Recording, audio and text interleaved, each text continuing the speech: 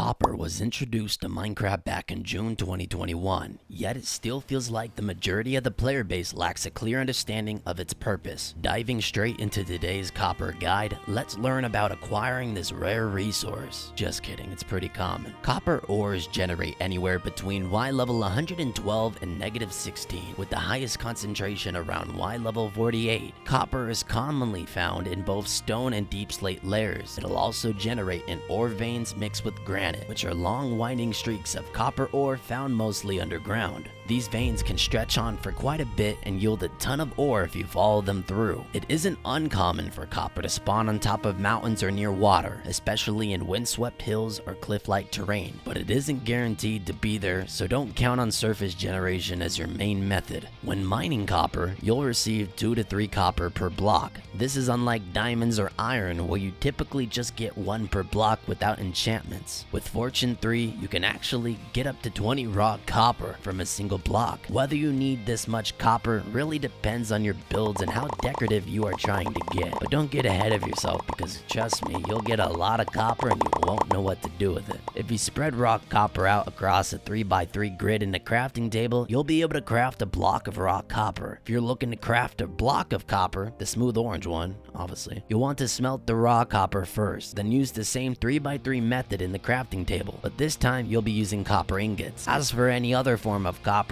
like stairs, slabs, or cut copper, you can use a stone cutter, which is a lot more efficient than crafting recipes. Something interesting about copper is that it oxidizes when you place it. For you Minecraft nerds that want the exact verbatim scientific definition of oxidation, it's going to basically be a chemical reaction that takes place when a substance comes into contact with oxygen or another oxidizing substance. Whew, that's a lot of word mash. For you not so try-hardy players out there that just want to play Minecraft, oxidation is basically when oxygen comes in contact with a copper block and it basically corrodes. Think of rust, think of nastiness, it corrodes and it turns into a beautiful oxidized copper block. If we turn the ticking speed up to 2000, I can show you how fast things will oxidize here. But if I place, like in general, with that ticking speed being on the default level, if I place everything all the way around just like this, it oxidizes a lot slower. So if your goal is to farm oxidized copper blocks, you're going to want to place them just like this. So you'll place 1, you'll go 1, 2, 3, 4, 5, you'll go 1, 2, 3, 4, 5, and you'll basically just spread them out all over the place. This is the most efficient method for farming them. Don't just go in your world and start placing everything and being like, oh my gosh, why is it not oxidizing? The game won't do it, okay? The game likes things distant. If you're wondering, if we mine weathered copper with a silk touch, what will happen? We mine it and we get weathered copper. If we place it again and then put the ticking speed back to 2000,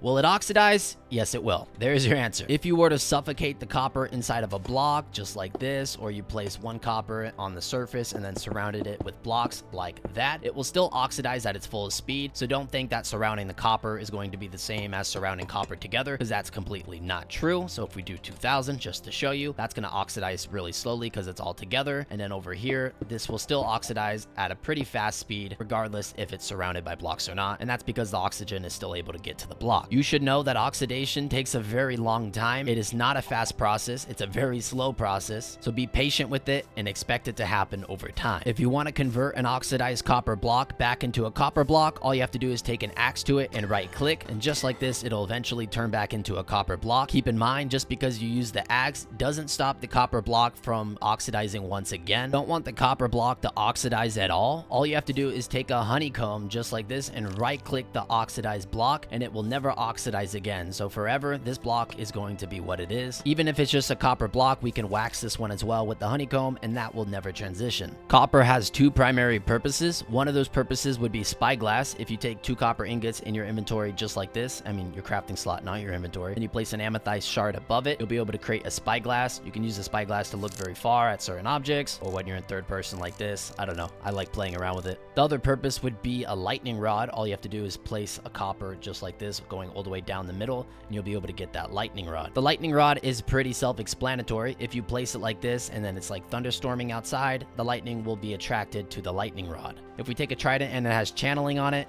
and we hit the lightning rod with it, just like that, as you can see, lightning will go ahead and stream down and land on it, and you were able to see that lantern did indeed activate. If you didn't know, when you kill a drown, there is 11% chance that it drops a copper ingot. If you have the looting enchantment, it goes from 11% to 13%. If you have looting 2, it goes to 15%, and if you have looting 3, it goes to 17%. Probably not the most useful information, but hey, now you know. Something really cool about copper that I like a lot would be the copper bulb. To craft a copper bulb, all you have to do is place 3 copper, just like this, in a triangular fashion, place a blaze rod in the middle, and then place a redstone dust at the bottom. Then you'll have 4 copper bulbs. If we place the bulb down and then we put a button on the side of it, it'll act as a light switch. Now that's cool and all, but we can actually connect this directly to redstone. All you have to do is place a comparator behind it, just like this. We get some redstone, which would be over here, and then let's get a lamp, and then a lamp behind the redstone, just like that. And when we flick this bulb, just like that, as you can see, the redstone lamp is going to turn on. This acts as a really neat light switch system. For all your other redstone contraptions, you're able to implement this awesome functionality. And now it's time for some 2 fun facts with copper. Did you know that if you put honeycomb inside of a dispenser, then push the button alongside a copper block, that you can still wax the copper block? And did you know that if lightning hits an oxidized copper block just like this, it will actually reset the copper block back to its original form? I bet you didn't know that. Anyways, guys, that's everything a beginner would need to know about copper in Minecraft Bedrock 1.21.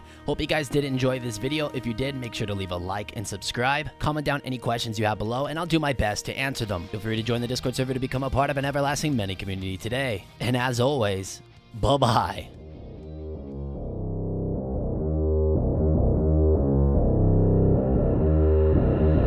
I don't listen to the haters, man, I treat them like the enemy. Had a couple traitors, man, but now they know the penalty.